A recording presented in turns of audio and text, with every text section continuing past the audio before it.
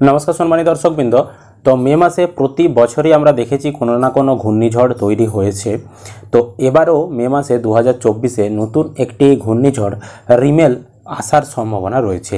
এই ঘূর্ণিঝড় নিয়ে কি আপডেট রয়েছে, এছাড়াও বর্তমানে পশ্চিমবঙ্গ তথা বাংলাদেশের কি আবহাওয়ার আপডেট রয়েছে, বৃষ্টিপাত বা তাপপ্রবাহের কি সতর্কতা জারি করেছে আলিপুর আবহাওয়া দপ্তর, আজকের এই ভিডিওতে আমরা সেটাই আলোচনা করব। অবশ্যই ভিডিওটি উপকারে আসবে, শেষ পর্যন্ত দেখবেন। চ্যানেলে নতুন হলে চ্যানেলটি অবশ্যই সাবস্ক্রাইব করতে ভুলবেন না, আর ফেসবুক থেকে পেজটি দেখলে অবশ্যই পেজটি ফলো করে রাখবেন।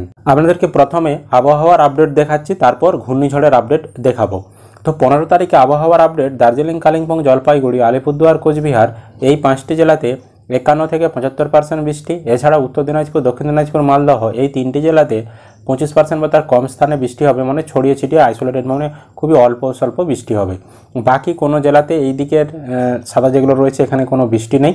তবে একদম নিচের দিকে পূর্ব মেদিনীপুর, দক্ষিণ 24 পরগনা, কলকাতা এখানে কিন্তু হালকা একটা বৃষ্টি, মানে একদমই অল্প স্বল্প বৃষ্টি ছড়িয়ে ছিটিয়ে অল্প বৃষ্টি 25% স্থানে বা তার কম স্থানে হওয়ার একটা সম্ভাবনা রয়েছে। এবার 16 তারিখ, 17 তারিখ এই দুদিনের আবহাওয়ার আপডেট। দার্জিলিং, কালিম্পং, জলপাইগুড়ি, আলিপুরদুয়ার, কোচবিহার এই 5টি জেলাতে বৃষ্টি হবে।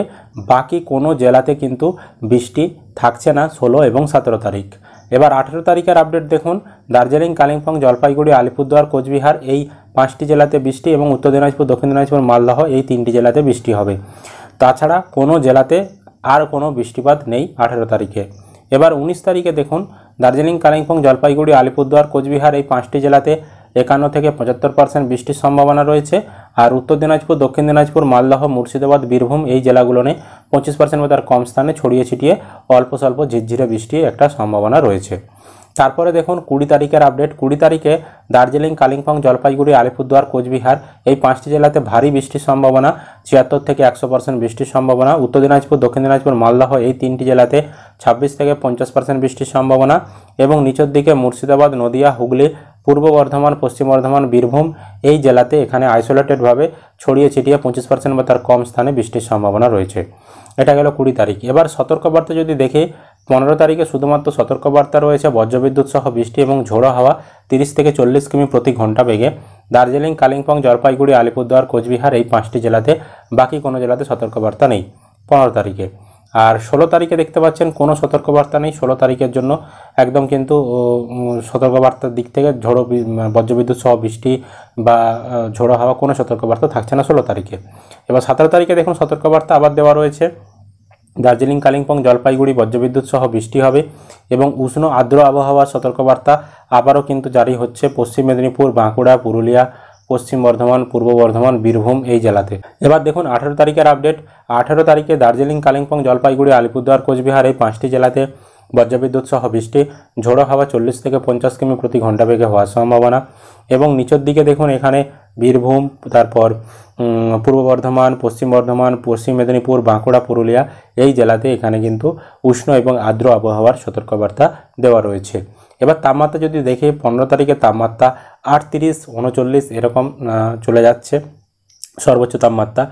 আর দীঘাতে 36, আলিপুরে 36, হাওড়াতে 36, বর্ধমানে 37, শান্তিনিকেতনে 38, শ্রীনিকেতনে 37, বহরমপুরে 37, কৃষ্ণনগরে 37, সুন্দরবনে 35, সল্টলেকে 36, মুর্শিদাবাদে 38, মালদাতে 38, জলপাইগুড়িতে 35, কোচবিহারে 36, শিলিগুড়িতে 35 এবং দার্জিলিংয়ে 22 ডিগ্রি সর্বোচ্চ তাপমাত্রা চলে যাচ্ছে 15 তারিখে।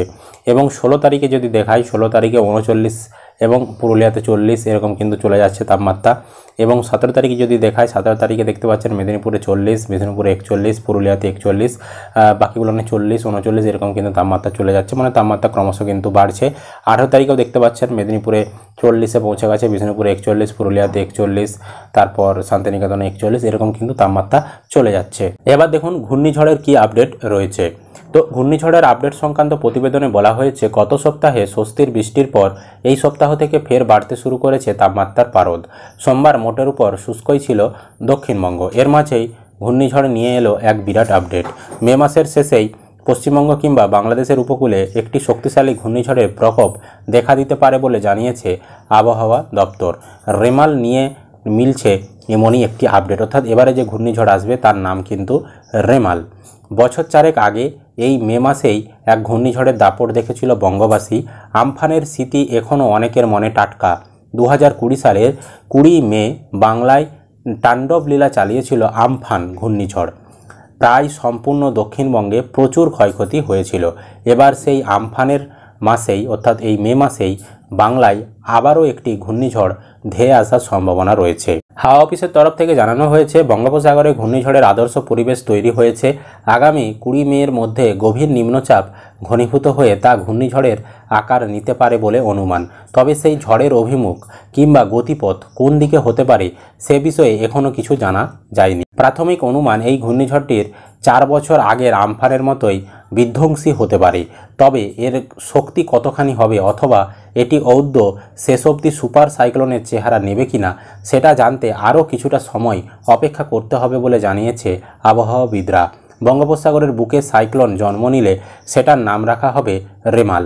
প্রাথমিক পূর্বাভাস অনুসারে আগামী 20 মে দক্ষিণ বঙ্গোপসাগরে একটি ঘূর্ণাবর্ত তৈরি হতে পারে। সোজা উত্তর দিকে সেটি শক্তিবৃদ্ধি করবে। আগামী 24 মে এটি ঘূর্ণিঝড়ের চেহারা নিতে পারে।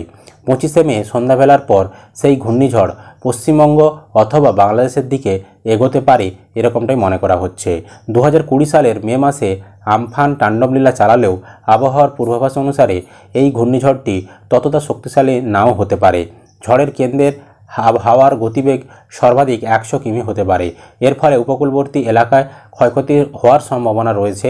এই সাইক্লোনের জেরে আগামী 24 মে রাত থেকে বৃষ্টি শুরু হতে পারে, চলতে পারে 26 মে অবধি। তবে আবহাওয়াবিদরা জানিয়েছে যতক্ষণ অবধি ঘূর্ণাবর্ত তৈরি হচ্ছে না ততক্ষণ অবধি এর শক্তি কতখানি হবে কিংবা এর গতিপথ মানে কোন দিকে এটা যাবে সেটা নিশ্চিতভাবে বলা যাচ্ছে না। অর্থাৎ আরও আমাদেরকে কিছুটা সময় অপেক্ষা করতে হবে সঠিক আপডেট জানার জন্য যে কোন দিকে যেতে পারে, কোন দিকে এটা ল্যান্ডফল হতে পারে, এর গতি কী থাকতে পারে। এই ছিল বর্তমানে ঘূর্ণিঝড় এবং আবহাওয়ার আপডেট। আশা করি আপনারা ভিডিওটা বুঝতে পেরেছেন। যদি ভিডিও ভালো লেগে থাকে অবশ্যই কিন্তু একটি লাইক করবেন। ইউটিউব থেকে দেখলে চ্যানেলটি সাবস্ক্রাইব করতে ভুলবেন না, আর ফেসবুক থেকে দেখলে পেজটি অবশ্যই ফলো করে রাখবেন।